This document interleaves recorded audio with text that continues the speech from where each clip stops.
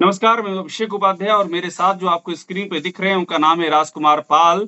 वे अपना दल सोनेदाल के प्रदेश अध्यक्ष हुआ करते थे और अभी से कुछ देर पहले उन्होंने इस्तीफा दे दिया और इस इस्तीफे से यूपी की सियासत में एकदम से चर्चा गर्म हो गई है, क्योंकि राजकुमार पाल, आशीष पटेल और अनुप्रिया पटेल दोनों की बहुत ही क्लोज, बड़े वफादार हुआ करते थे, पूर्व विधायक भी रहे हैं और अपना दल का प्रदेश संगठन इन्होंने काफ़ी मजबूत किया। इस सब के बाद राजकुमार पाल जी इस्तीफा क्यों दे दिया आपने? जी, सबसे पहले मैं आपसे ये बताना चाहते हैं कि जब इतना विश्वास पात्र व्यक्ति इतना बड़ा कदम क्यों उठाता है? जब उसके साथ धोखे पर धोखा हो, लगातार शोषण हो, लगातार जो व्यक्ति अपना दल यश को किसी भी प्रदेश अध्यक्ष से बढ़ चढ़कर मैंने 3-4 साल के अंदर अपना दल को पूरे उत्तर प्रदेश में अपने डीजल, अपनी गाड़ी से, अपने खर्च पर मैं लगातार पूरे प्रदेश में ईमानदारी से काम किया, लेकिन पार्टी ने लगातार मेरा शोषण किया और उपेक्षात्मक रवैया अपनाती रही। पार्टी ने कभी भी जिला कमेटी बनाना हो, प्रदेश कमेटी बनाना हो, मुझसे पूछा जाना मुनासिब नहीं समझा जा रहा था। अभी-अभी विधानसभा प्रभारी बनाए गए, एक भी विधानसभा के प्रभारी के बारे में पूछा जाना मुनासिब नहीं समझा। मैं लखनऊ में रहता हूँ, लगातार 15-15 दिन ऑफिस में बैठता हूँ, 24 घंटे होल टाइमर हूँ, कोई बिज़नेस नहीं करता हूँ, कोई व्यापार नहीं करता हूँ, लेकिन मैं सिर्फ जनता की सेवा करता हूँ और राजनीति में लगातार मैं काम करता हूँ। जब मेरे ही सामने कार्यकर्ताओं की उपेक्षा हो, कार्यकर्ताओं को मन से डांटा जाए, उनकी बात न सुनी जाए, आप उनके लिए एक पैसे का काम कर नहीं सकते हैं और उनको सरेआम मीटिंगों में बुलाकर मंच पर आप डांटेंगे, राजकुमार जी उनकी बताइए बेइज्जती कि आपका करेंगे। जो शोषण है ये पीछे कौन है? आशीष पटेल या अनुप्रिया पटेल? इसमें दोनों एक दूसरे के पूरक हैं। ये देखने के लिए कार्यकर्ताओं में वो डांटेंगे तो वो पुचकारेंगी, ये सिस्टम चलाते हैं। जबकि सही रूप में दोनों लोग एक विचारधारा के हैं। जो दोनों एक चीज चाहते हैं वही होता है। पार्टी में तीसरी चीज नहीं होती है। उस पर भी मैंने मेहनत किया 3 साल, फिर भी मैंने नहीं सोचा पार्टी आपकी है, मेहनत मैं कर रहा हूँ, लेकिन कुछ तो मेहनत का ख्याल करना चाहिए। आपकी पार्टी में बहुत सारे भ्रष्टाचार के भी आरोप लगते रहे हैं, टिकट बेचने के भी आरोप लगते रहे हैं। आप तो पार्टी के अध्यक्ष रहे हैं, क्या कहेंगे इस पर आप? क्या ये वाक़ई हुआ है? देखिए, आज मैं पार्टी से इस्तीफा दिया हूँ और ये जो प्रश्न है, इसका सारा जवाब मुझसे ज़्यादा आप जानते हैं।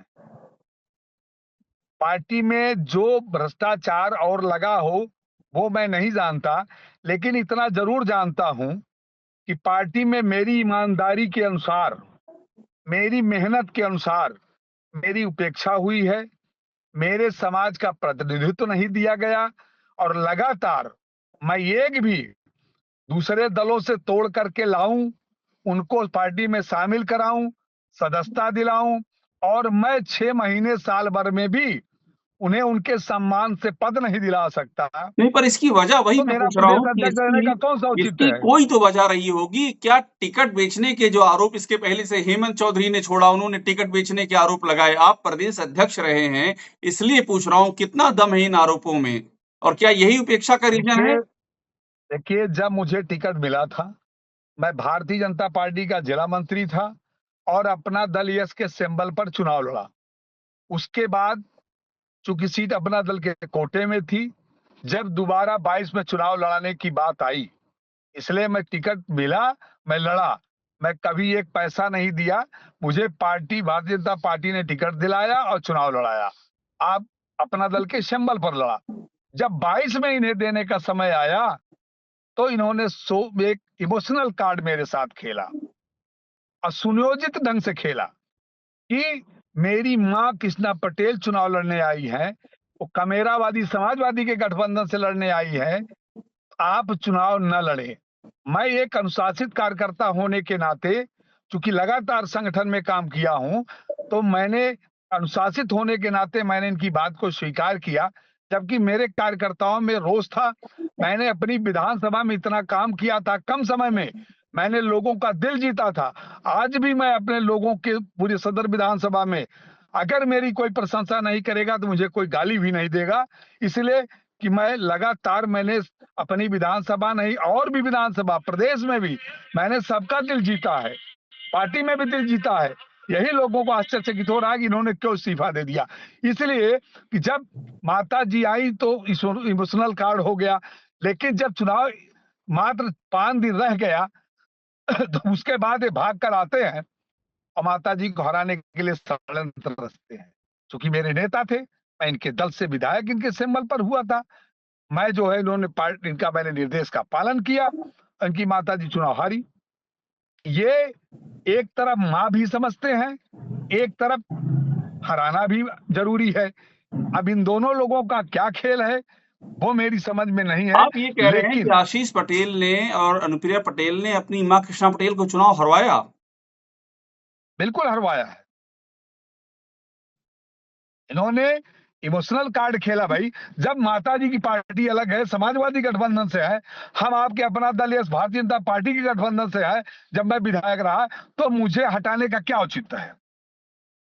दोनों पार्टियों की नीतियां अलग हैं, दोनों के रास्ते अलग हैं, दोनों दल सरकार बनती तो माता जी जीतती तो माननीय अखिलेश जी के साथ जाते, अगर मैं जीतता तो इनके साथ जाता।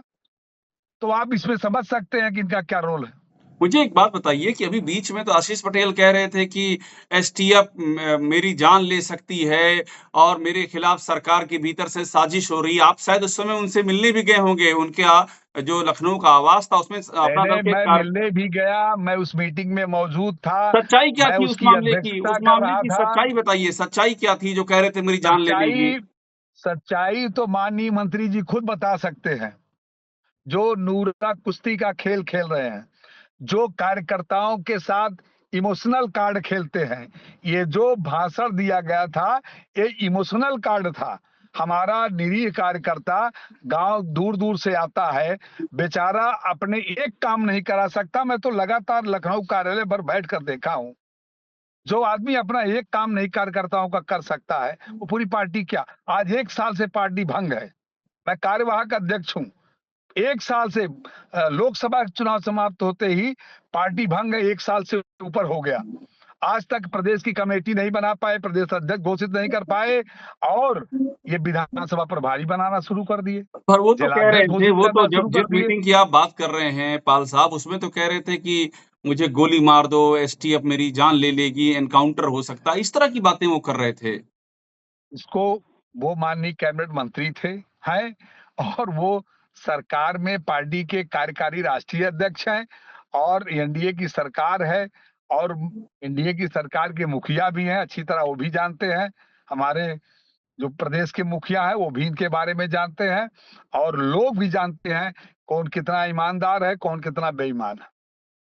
आपने ये बात कही कौन कितना ईमानदार है, कौन कितना बेईमान है। मैं आपसे पहले भी यही सवाल कर चुका हूँ। ये आरोप चूँकि कई लोग लगाए हैं जिन्होंने पार्टी छोड़ी है, हेमंत चौधरी ने भी लगाया है।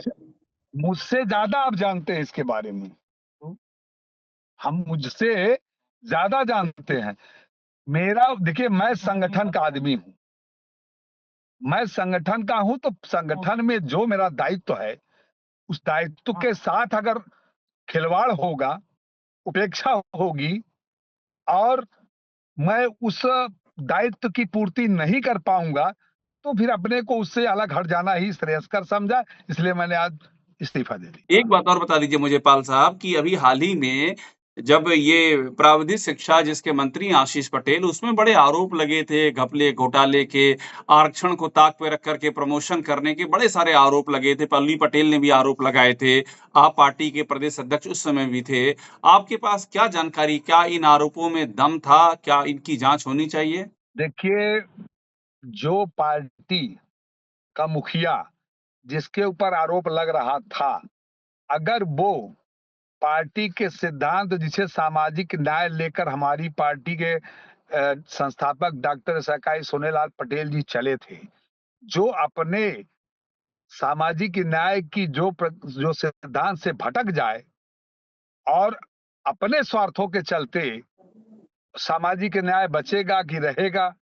जब खुद भटक जा रही हैं तो क्या कर सकते हैं, वो क्या किए होंगे उसको तो वही बता सकते हैं। बहुत शुक्रिया पाल साहब हमसे बात करने के लिए। तो बहुत हमारे बहुत साथ धन्यवाद। जुड़े हुए थे अपना दल के जो प्रदेश के अध्यक्ष हैं राजकुमार पाल, इन्होंने आज ही इस्तीफा दिया। वो बता रहे थे उसकी वजह क्या है और आगे का उनका इरादा क्या है। बहुत शुक्रिया बात करने के लिए पाल बहुत साहब। बहुत